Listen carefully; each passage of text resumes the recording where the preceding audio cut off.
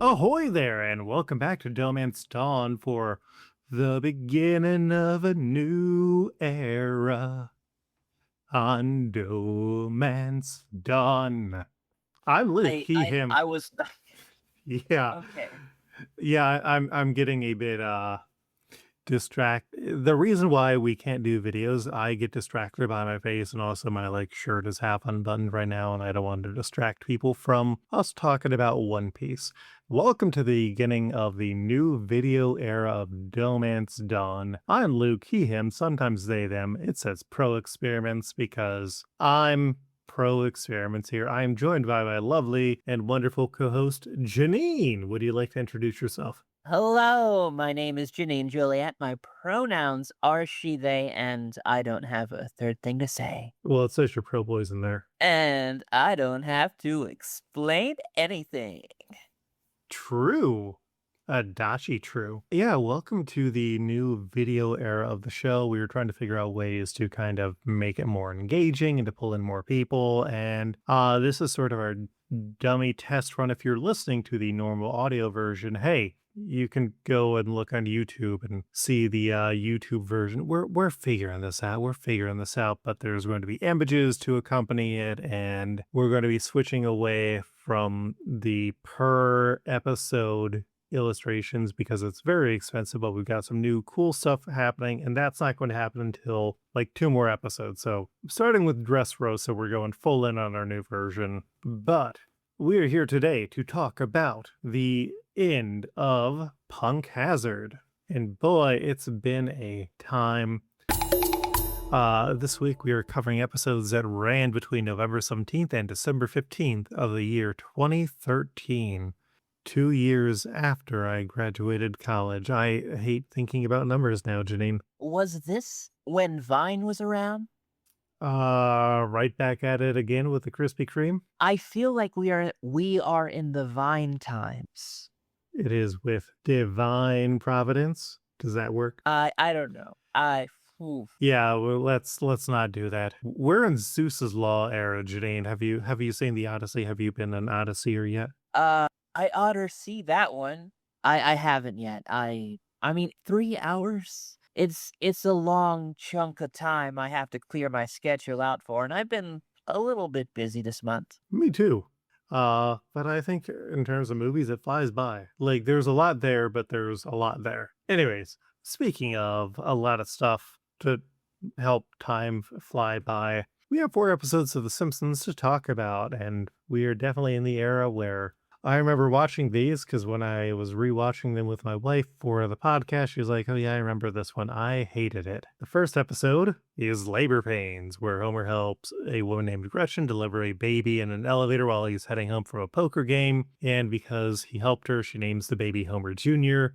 Marge becomes suspicious as Homer keeps spending time with the baby until she catches him because she thought that he was cheating. And when he is unable to get his own kids to like hanging out with Homer Jr., he takes Homer Jr. back, and that's when Homer Jr.'s biological father is there from Army. And yeah, it's not really a super satisfying ending. And then the B plot is Lisa gets volunteered to join with the cheerleaders, finds out that they are being exploited, helps them unionize, and ultimately they win a pay raise. But they're really infantilized in a way that it's not great. Yeah, it definitely does suck because they kind of want to have it both ways, you know? They want to be able to advocate for these people, but also kind of not respect them at the same time. And that is very weird. There's But this. there's a couple of good jokes in there for me. There's a weird dichotomy of the infantilized because they're so dumb cheerleaders and like the queen bee head bitch cheerleader, and we don't really get that other type here. And maybe this is all happening because they are missing the bitch dichotomy. We're bitch advocates here on D'ohMance Dawn. We are. We support women sticking up for themselves, even if it makes them less popular, unless they're actively harming other people, in which case, not an ally. Yes, there's a level between ally Ellen. Mm-hmm. And you know what I just realized, Janine? What's that? Man, I feel like a woman. I have access to all of the Discord soundboard now. Oh my god. Yeah. I'm going to have to pace myself because I do not want Andy to quit editing. Hi, Andy. Thank you for editing. You're wonderful. Yeah, it's just kind of a nowhere episode. Anna Faris does a great job as Gretchen, but like this is a Marge needs to be mean and irrational for no reason, and the kid sub just doesn't play out in a natural enough way. I don't feel it resolves in a way that makes Homer a better father to his own kids. Mm-hmm. I don't think it needed to for me, but it really it's like getting punched in the stomach, but then like the person that punched you also gets punched. And it's like, hey, yeah, okay, I saw something, but also I still got punched. Yeah.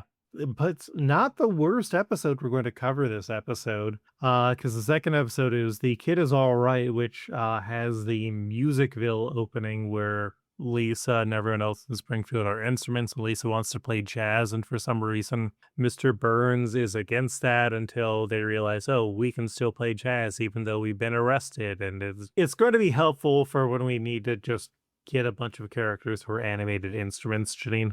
Is that a thing that you foresee happening Yeah. in One Piece? Oh my god, of course there are instrument people. Mm-hmm. There was a dude that was a horn in Alabasta. There's a dude who can turn his body into instruments. That doesn't seem fair. Cause I could come up with a couple of bullshit instruments. Like, could he be able to turn himself into whatever the fuck the Blue Man Group use? You mean percussion?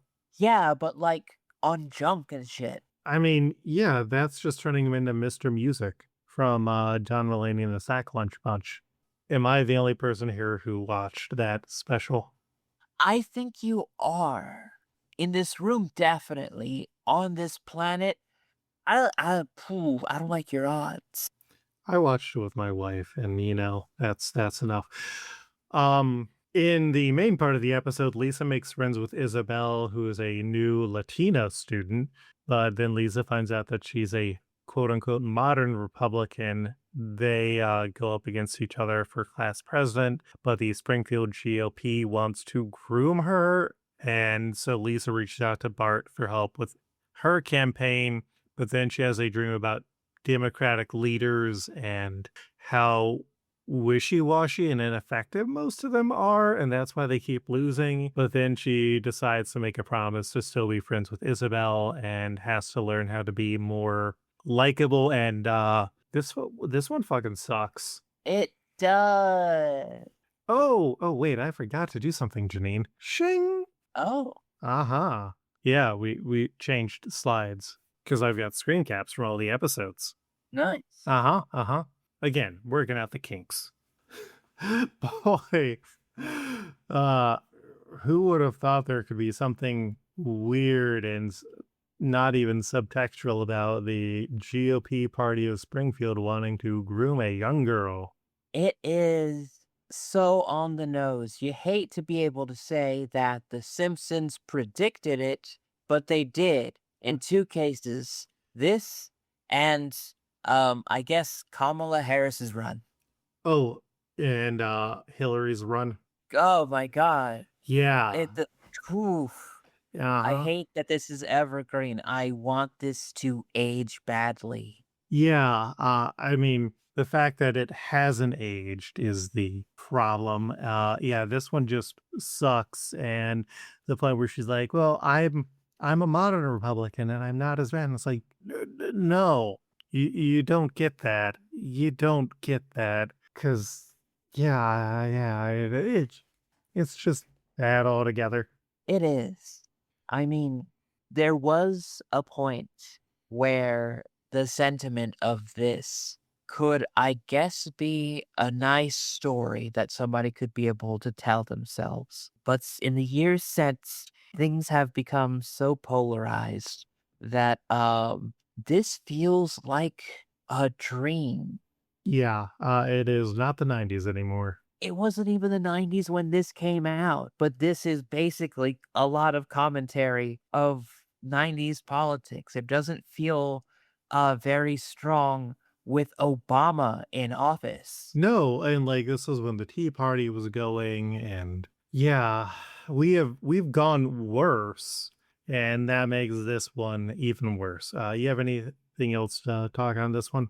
Itch 'em and scratch 'em. That's the next one. Oh my god. Then let's hurry up and get to it.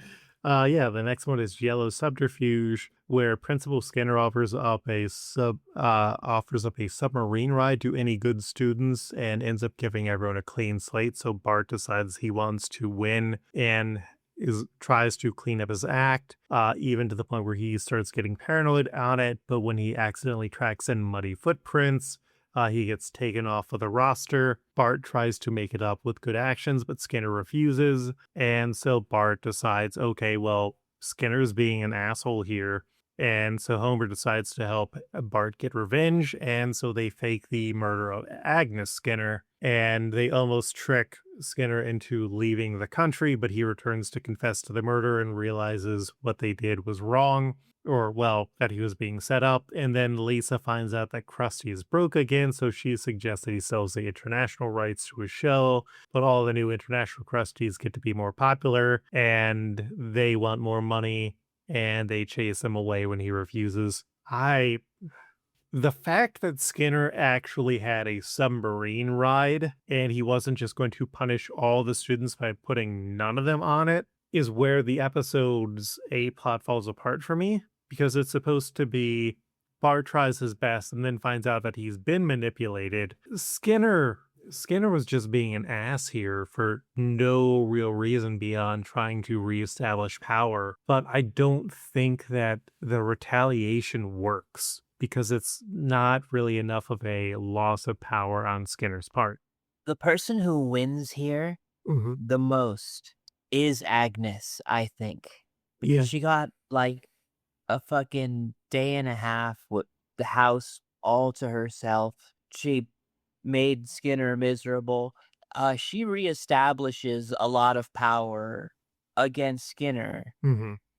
and it feels pretty good because I feel like it definitely like takes that squandered power, that the power that got to his head just get completely taken away as well, you know? Yeah. And then you wanted to talk about the Itcham and Scratchum blow. Yes, I feel like I would have really loved to use these characters if they also weren't, I don't know, Offensive racist, I stereotypes? feel? Yeah. Yeah. Yeah. Mostly in there for the weed joke. It's a good weed joke, though. Mm-hmm.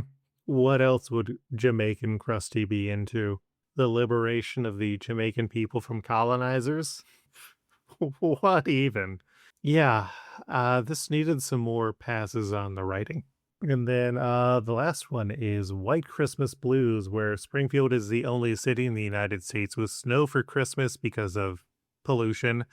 And so, with all the visitors, the town decides to gouge everyone, but Marge ends up being unable to afford anything for Christmas. So, the family decides to convert the house into a full bed and breakfast.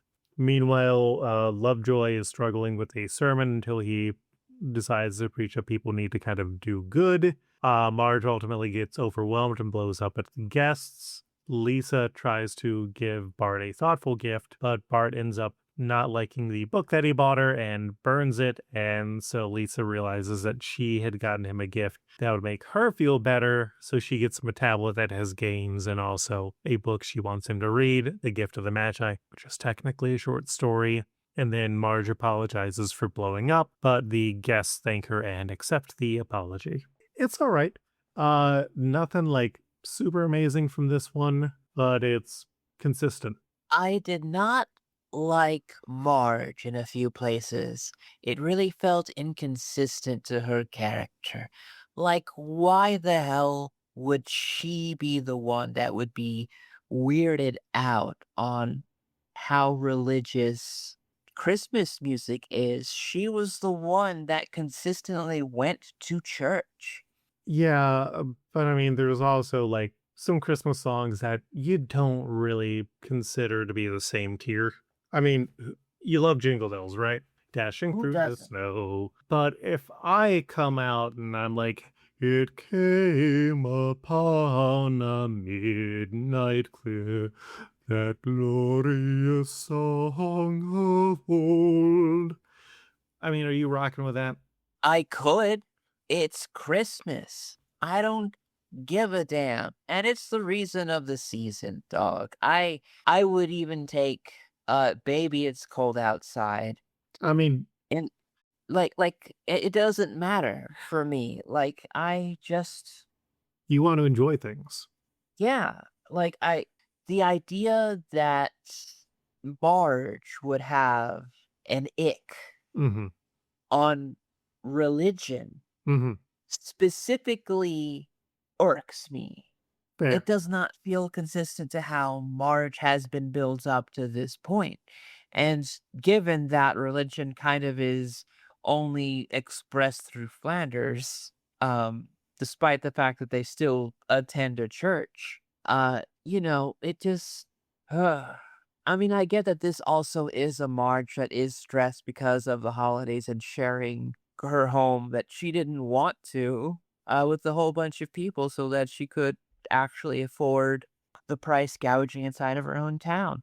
Yep. It's not my favorite Simpsons Christmas, and I'm I'm struggling to really like conceptualize why still. It's just a lot of small things that kind of irk me that just aren't enough for me to completely hate it, but also I don't know, a death of a thousand paper cuts. I did like the intro though. There was some really good characters that we could be able to use from that, and it was probably my favorite HD opening.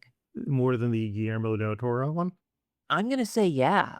I mean, Heat Miser, Cold Miser, Patty and Selma. Yeah. I love that. Yeah, no, I think there's a lot of gags. I think we also reprise this one in the future. But let us go over the new characters unlocked. How does that sound? Only if you do it in a jaunty song. Oh, the Adamettes, Chase and Gretchen, and Homer Jr., Anderson Cooper, Michael Dukakis, Isabel Gutierrez, Victoria Jackson, Walter Mondale, Reppy the Reptile, and Squidwardo Calamari, Itchum, Jamaica Krusty, and Barack Obama, Scratchum, and the 1932 All-American football team. These are some of the new characters that we can use. But most excited I am is for Dick Fiddler. How was that? I think you broke up a little bit on that, but yeah, that was pretty good. Well, luckily I'm recording locally. Hot Okay. dog. All right, on to One Piece. Aha! Now I remember to do the slide. So, this week we are covering episodes 621 through 625 of One Piece. These include Capture Caesar, General Cannon Blasts, Emotional meeting, Momonosuke and Kinemon. Regretful Departure, Leaving Punk Hazard, G5's Annihilation, Doflamingo Assaults. Kenshin, Aokiji versus Doflamingo. Yeah, so we're finally done with Punk Hazard. We'll never go back here at all. Up first, we got That Great Escape, because everyone finally gets out of the minecart and they don't go into the poison and die. Boy, was that a long ride. It really was. I'm pretty sure it was paced better in the manga. I hope, Mhm. or if it's really that fucking long. Um, I do like the moments where there are outsiders that don't know the Straw Hats that are freaking out, and they're calm as shit. And everybody's like, "How can you be so calm?" And they're like, "Oh, they got it." Mhm. Like, it happens so often, but also I love it every single time. Just being so confident staring this like whatever's happening and just knowing like, no, my guy got it. Yeah, it's nice to get the reminders of like this is the scale of the real world. I think that's something that One Piece does very well, and kind of showing the unforeseen consequences. Indeed. And then we had a really cool party. Because, hey, everyone gets to party now that the big boss is done. Because that's one of those nice One Piece things. It's, hey, we're going to party now. We're going to have a big feast. And there's no real treasure this time, except that, oh, hey, Trafalgar Law is cutting the drugs out of all of the kids, which is horrific. That was a scene that they added to the manga that Chopper witnesses this. But I feel like that's something that you wouldn't want the kids to be conscious for. Yeah. Hmm. How horrible would it be if you woke up and someone cut all the weed out of your system if you were high? Whoa. Oh, wow. That would be really bad to hear if I was high right now. But you know what would go really great with that? A big bowl of hormone soup. Oh, yeah. Hmm. I love me a hormone soup. Yeah. We also finally get to see human What Momonosuke. makes the horror smoke? Oh, yes. It's not the soup that thinks it's not estrogen soup or anything like that. Just you go with the hormone joke, Janine. Yeah. Yeah. Hmm. I know what I am. So Man, human I feel Momonosuke. like a woman. I don't know if I actually pressed the button that time. I just remembered how loud the woman button was, and I was trying to be like, "Can I edit the video here? Or edit the clip here? No, I can't." Yeah, yeah. It's nice to have a party scene, and then when it inevitably ends, and the Marines are like, "Hey, we don't want to like you too much because then we're going to have to reconsider our worldview." I think it's a nice moment. I think if something can be destroyed by the truth, it deserves to be destroyed. Yeah, I think that's fair. We also get a bunch of talking about Kaido and how the sad fruit is getting, or the sad factory is making the smile fruit for Kaido, and just kind of a lot of stuff going on there. Yeah, it's very interesting to kind of learn about these things. It just kind of like fills out another corner of the map and I understand something that's gonna be in the future. Hmm. Yes, we have gotten to Kaido. We have, I believe, resolved everything with Kaido at this point where we are in the manga now. And Like recently? like 2 or 3 years ago. Oh, Mm-hmm. wow. Mm-hmm. Holy shit. Yeah, no, they do complete some things.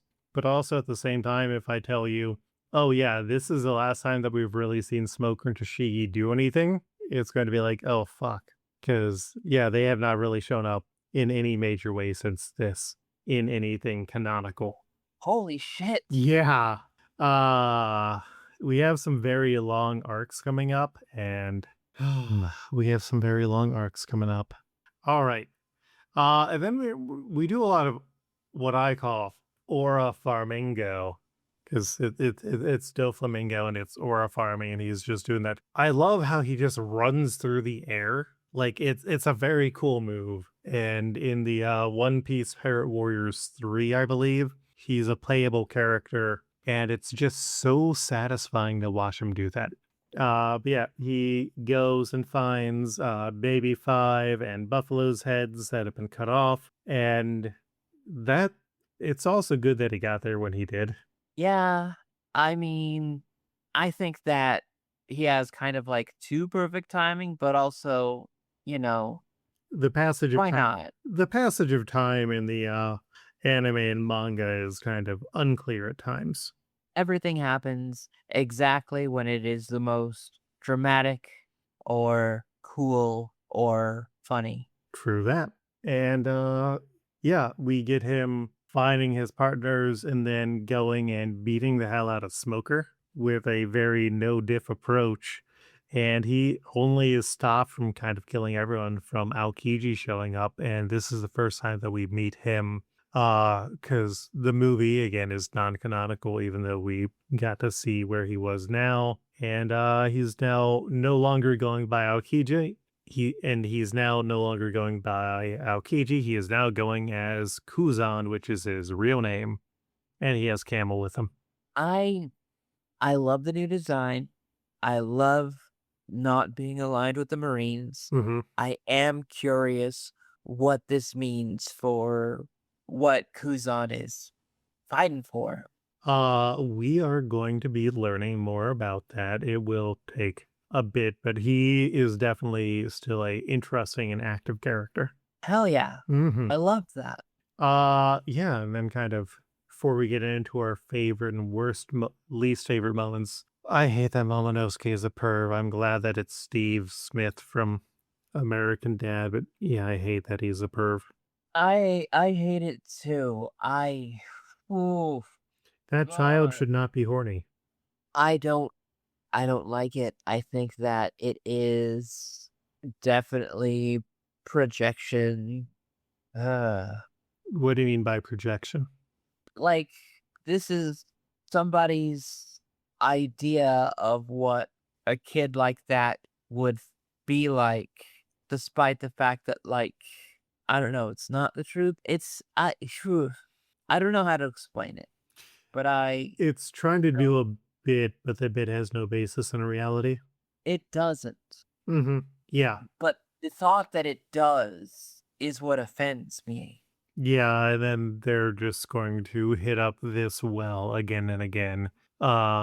Because they we are entering into Dressrosa, which is going to be prime. Hey, we need to pad things out. Let's do some bits that aren't going to be canonically important.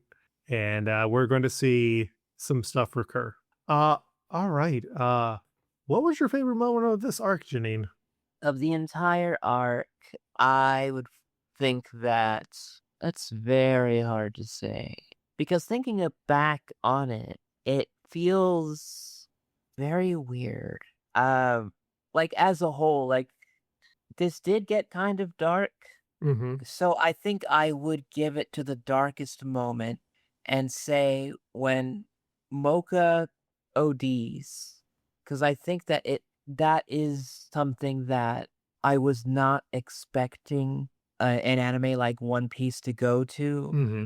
I think that it was very much in line with what the character was thinking. It didn't feel like it was just, out there just to be dark. It definitely it definitely hit and contributed more to the story that way. It didn't feel gratuitous is what I mean. And it is because of that it's just so impactful. I Now that I know that this is how deep it can get here, I am very eager to see how close to the line One Piece goes from here. Hell yeah. Yeah, no, we're gonna see some more fucked up shit that's going to range from real stuff like addiction to very fantasy horror stuff. My favorite moment was kind of the cloud of death just overtaking the island and just that horrific visual. They do defang it by saying, "Oh, well, you break people out of the shells before 24 hours and they don't die," which I don't necessarily want to make it like too dark, or I don't want it to be like too, oh well, there's no consequences, but it's like I think the cloud of death stuff was done very well, and it felt like a new threat that the Straw Hats haven't fought against, and I think it led to some very cool things. And I also just remember the first time I played Pirate Warriors 3 and I played the Punk Hazard level and I had no idea what the Cloud of Death was or why I was running around inside a factory. And now I know. Hell yeah. Worst moment of the arc. I want to say Tashigi just getting sidelined. Yeah. Yeah. Yeah. Yeah, she does not really get her justice. She does not really get her moment. And the fact that we haven't seen her much since this point just makes the continued humiliation of Tashigi a shame. I was going to say the whole body swapping thing with Sanji specifically. Oh yeah, that fucking sucked. Mm-hmm. Yeah, like what is the joke supposed to be beyond, oh, I'm in a person's body, I don't respect it, but I'm horny for it. God, Yeah. I. Mm. And then how Smoker treated Toshiki's body too. That was fucked up. Close her shirt. Even if your bodies weren't changed consensually, you need to respect the body that you're in. The more you know. I don't have a good soundboard for that. Let's see.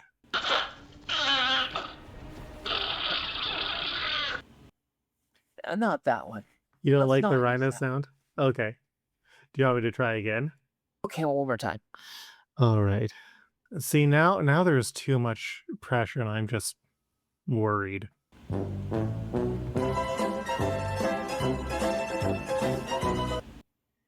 Okay, There we go.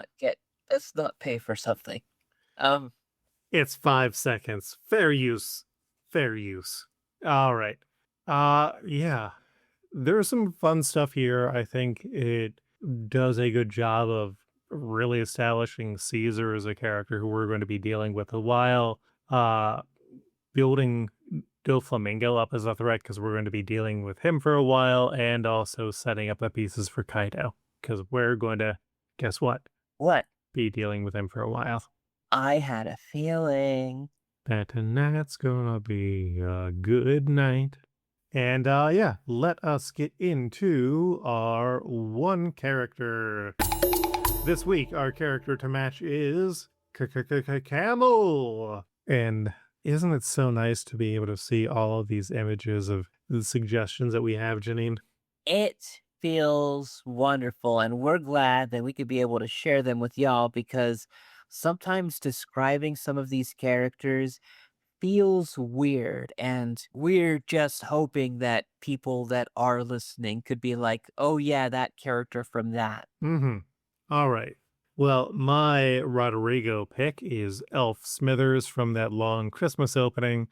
He's a short guy. I think we've used Smithers before as vehicular transportation. My flashback pick is the KBBL Party Penguin because you know that is an awesome penguin. It is a penguin that knows how to party. I would love to travel with that penguin. And then we have the Rancho Relaxo horse because that horse knows how to get you across water and knows how to relax. Janine, let's go with your picks. Well, my Rodrigo pick is the snow owls that, because there wasn't any snow, were in really big trouble. Mm-hmm. I throwbacks I have are the penguin for being a penguin, and the baby penguin from Bart Does a Really Cool Thing and Never Again, I think is the title. Yeah. I can never remember it, but it is season 23, episode 19, if you could believe it. And then I forgot to put on the Din Din Mushi button. So let me hit something randomly. So this is the new year. I'll put it on for the next episode. Our listener suggestion this week is the Camel Lisa from Skinner's Sense of Snow, suggested by Reverse Eye Patch. I need to make that more legible, and I also need to delete that extraneous F. I did a lot of these things 10 minutes before the show, and then while you're preparing for the show. It's been a long week, folks. Extraneous F was my nickname in high school. Why? I'm making shit up as I go, dog. Oh no. I never went to high school. What? Okay. Yeah, I want to push for the KBBL Party Penguin. That's a cool ass penguin. Yeah. Remind me once more, who do we have for Kuzan? I believe Kuzan is Louis or Legs. Let me. Yeah, it is Louis from the Mafia. Then the funniest choices are the penguin and the KBBL Party Penguin. I think KBBL Party Penguin knows how to relax, knows how to get around, knows how to get to a party. And you know what Kuzan is going to be doing, Janine? What is Kuzan gonna be doing? Chilling. Ha! Uh-huh. Uh-huh. Yeah, I could give it to the KBBL Party Penguin. I mean, who wouldn't? What? What? Y- you said you could give it to the KBBL Party Penguin and what? And who wouldn't? Okay, cool. Yeah. We're still working out audio issues, but let's do one more transition. Whoop. Another one. Ah, yeah. Hey, it's the thank you credits. D'ohMance Dawn updates every other week. You can find us at D'ohManceDawn.com. That's DOHMANCE. Sorry, I just got distracted because I felt something brushing my leg hair and I thought that it was a cat and no, it was just my long microphone cord. And I was like, wait, how did a cat get in here? The door is still closed. The cat can't be in here. Is it a ghost cat? Am I being haunted already? You have phantom cats? Third cats. It's like a phantom pain, except you could always kind of feel and or smell them. And you have to go through that long swamp where you have to kill every character you killed in the game so far. Wait. Metal Gear Solid. Oh, right. Yeah, I made a relevant reference. Hopefully, I think that I got the Metal Gear Solid game wrong. I haven't really ever beaten or played a Metal Gear Solid game. Anyways, you can also find us on Biscuit.social, and we have a Discord that you can join. Janine, tell us about yourself. Well, you can be able to find me on Blue Sky, JanineJuliet.biscuit.social. I'm also on Instagram, Janine is dope, and I also do a podcast, Wrestle Girlies with Flighty Buttlass. That updates.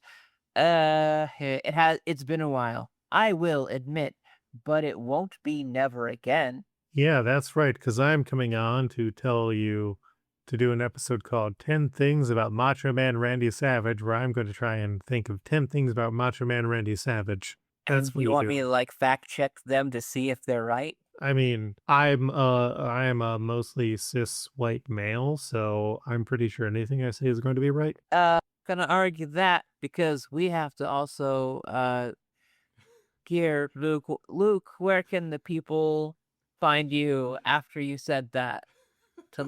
So they could let you know what do they think of you. You can find me on Biscuit.social at Coltreg, KLLTREG. You can also find the Patreon that supports this show at patreon.com/LukeHare. And you can also find comics that I have made at coltreg.itch.io. Our podcast was edited by Andie, who also edited the video version of this. Hi, Andie. You can find Andie at winf.co.uk. That's WYNF.co.uk. And you can find our artist, Mike Patten, many places, including Blue Sky, where he has Patten Pending. That's PATTENPENDING, or his Linktree. That is Linktree, but there's a dot between the R and the two E's, /Patten Pending. D'ohMance Dawn will be back in 2 more weeks because we're going to cover a special, we're going to cover one of the last 2 filler arcs that are not related to a movie, Janine. Isn't that crazy? That is. I'll learn to savor them. Did you ever see that movie We're Back? A Dinosaur's Tale? Yeah, it's been a while. We're going to kind of be doing that because we're going to meet a guy who's very confused about BDSM. What?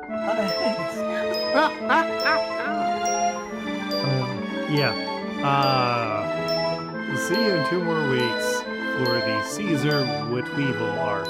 Until then, smooth sailing.